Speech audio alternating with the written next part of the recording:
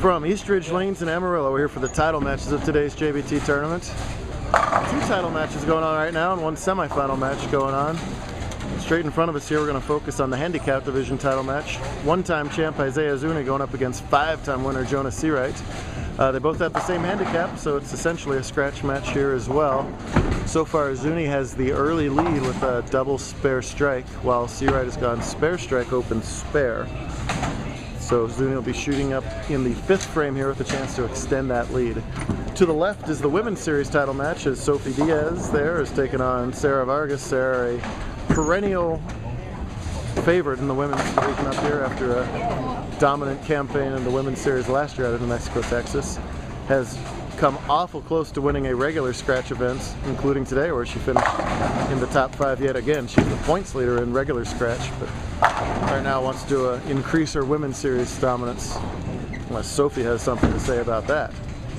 And at the same time over here in the far right, this is the Scratch Division semifinal round of Super Survivor today, so it's the round of 3. The top 2 scores out of those 3 players will move on to their title match.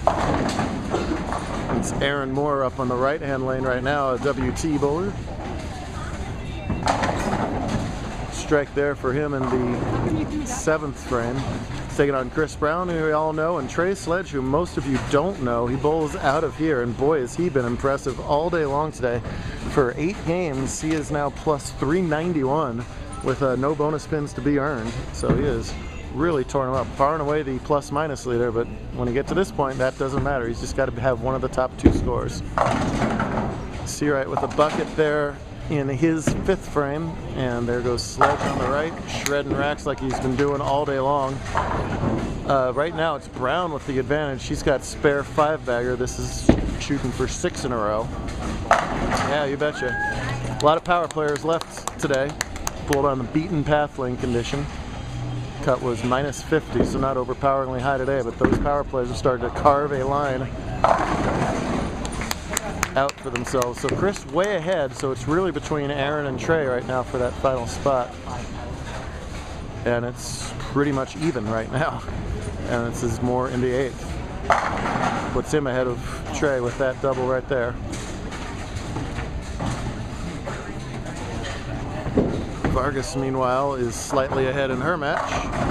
And a good-looking double there will increase that lead. As Jonah has grown up, he has developed a little hitch in his giddy-up. Watch him take a really quick shuffle step and then stop for 3.5 minutes, and then continue his delivery. That's grown as he's grown. He didn't used to do that at all. Now the pause has increased, but whatever, the point is to throw strikes, and he did it, and Sledge didn't right there, and that's a frustrating solid 9 for Trey right there. Super Survivor can be brutal. He could have, even if Trey was plus a zillion, if he had the low game at any point, you're out of there. Wasn't really threatened too much for that to happen. Also, the 2 lowest overall totals were eliminated game by game. Trey was mathematically exempt from that happening since about game 4 today. Nice job with the spare from Vargas. Big shot for Moore and scratch.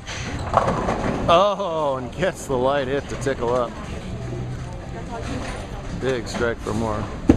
Zuni, meanwhile, had 8 out his last frame, and wow, almost chops the 4-7. You don't see a righty chop a 4-7 very often. Didn't happen there. Brown way in command of his match. He did fail to strike in the 8th, but 6 of the other 7 were strikes and avoids the split here. Sledge in close to must-strike territory. All right, he has it. He has been super tough all day long today. He had the high game of the tournament as well, a 289 in game 7. Oh, and Zuni trips out a 4-9. Friendly carry here if you can get it to the pocket. Brown, like Sledge, even shoots his spares without his thumb on the ball. It hurts my back just watching it personally, but it works for them, so what are we to say? All right. 3, 4, 5, 6. Moore can strike out for 235, and if I read the scoreboard right, Sledge can strike out for 237. Pretty sure that's right.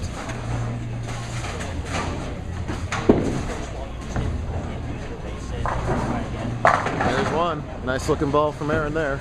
Aaron with a lot less hand rotation than either Trey or Chris, of course, because his thumb's in the darn ball. Who does that anymore? But pured that ball on the 1-3. Jonah's now with that. He could put like a message on his heel and we'd have time to read it. Oh! Right after Zuni trips the 4-9, Jonah says, I can do that too, and trips out the 6-8. Nice job. Sara still in command over there, but Diaz did catch a double. This is a huge shot for more. Oh, and someone doesn't trip the 4-9 out.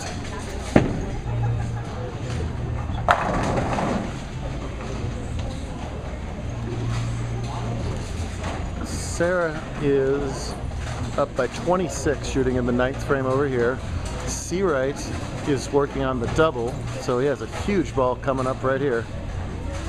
8th frame for them. Yeah, high hit, leaves the 4. Moore covers his 4. Chris is already in the 240s. So we'll see Chris Brown in the title match, but who will his opponent be? If I read the scoreboard right, Trey needs strike 8 spare to win. Yeah, strike 8 spare will do it. Anything less, and Aaron will move on to the title match. Big deep breath from Sledge.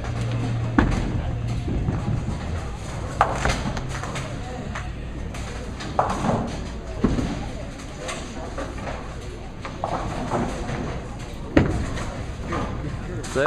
Oh yeah.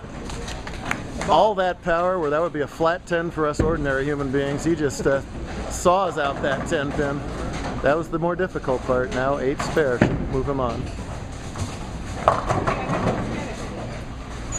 Isziah's got himself a strike working in his 8th frame, and he's going to come up high. Doesn't have to strike, but you don't want to do anything different here. Just go for that 1-3 and crush it. Oh, it's high. Wow. That ball checked up a little early. Could have been disaster. Instead, gets the 4-7 to trip out, so it'll be Brown and Sledge for the title in scratch. Zuni, meanwhile, with his 2nd open frame there in the 8th. That makes it a lot closer over here. It's going to be a good finish. Watch part 2 for that.